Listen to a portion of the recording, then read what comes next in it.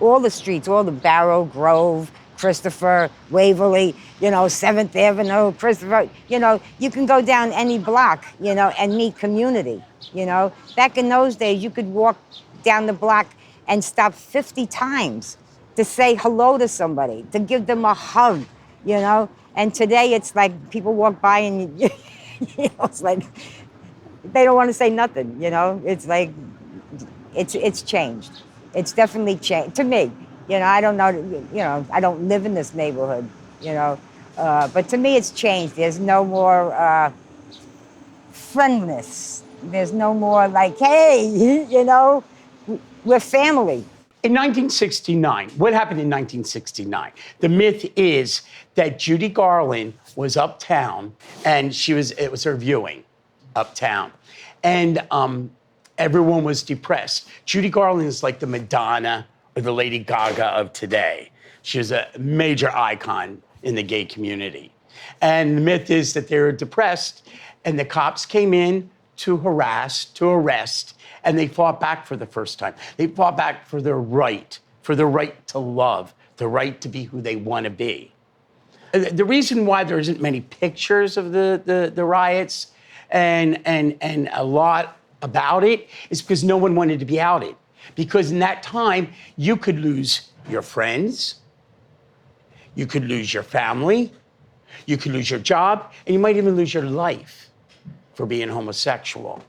A whole different time, where the younger generation, our generation of today, they don't really realize that. What those people did to fight back for their right to love and to be who they want to be. Well, they locked themselves into the bar, and people started going crazy. I mean, they started throwing pennies, because they were coppers, they were called. But it got out of hand. Everybody had a long list in their minds of people that were arrested by the police or beaten by the police or notified their parents that the police had notified. So everybody had a casualty list in our head that we didn't talk about, but it was there. And the hatred against us it was too much to bear. I guess everybody at the same time had, this is enough. I mean, they come in the middle of Greenwich Village to raid a bar that we really, really liked, because it was a dancing bar, the only dancing bar we had. It was like being raped. It was just too much. And people reacted that way. And the whole thing that we knew to do was to keep the riot going. Somehow, there was a sense that was important.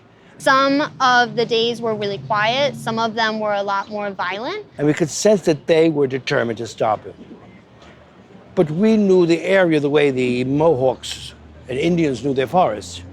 The police did not know it the way we did it. So we were able to keep the riot going by causing the police to go down one block, and we could turn and come behind them. They were really sharp. It became a game, semi-deadly, but nonetheless, one that we knew we were winning, or at least we had a chance. And this was the first time since Thebes had defeated Sparta that a group of gay men together, a band of brothers, had fought. And all that power, it was there. And all that common sense of democratic leadership and democratic participation was there. I mean, the straight people were brought out of the riot because it wasn't against them, it was against the police. There was a lot of common sense in the riot, more than any I've seen. Not the first riot I'd seen in New York, but the first riot I'd been in. And I didn't know if it was a success or not, but it's led to what we have today. My crowd was a very low crowd. We used to call scare drags. We never in full drag, like Boy George. And some of those were very poor. They couldn't even get that far for a complete coordinated outfit. But they were very, very militant about, not about anything, but about their space. They had to come from very bad neighborhoods. They came from the projects sometimes. They had to fight all their lives. They weren't to be messed around with. And they were very poor.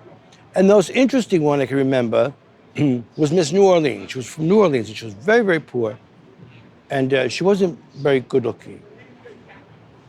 But during the riot, there was a fire in her. She was on the ledge of the Stonewall, and I have not seen that kind of fierce face, except in lithographs of John Brown. And she was the one that jumped down from the windowsill, grabbed the Metro box, wrenched it out practically single-handed and started smashing the door of someone. You could see in her eyes, she was a leader. Because the crowd wasn't really that large, that we couldn't see and gain from the person in front of you. And Miss New Orleans was one of the heroes. I had never seen her like that. I'd never seen her again like that, but I saw her that night. It was incredible.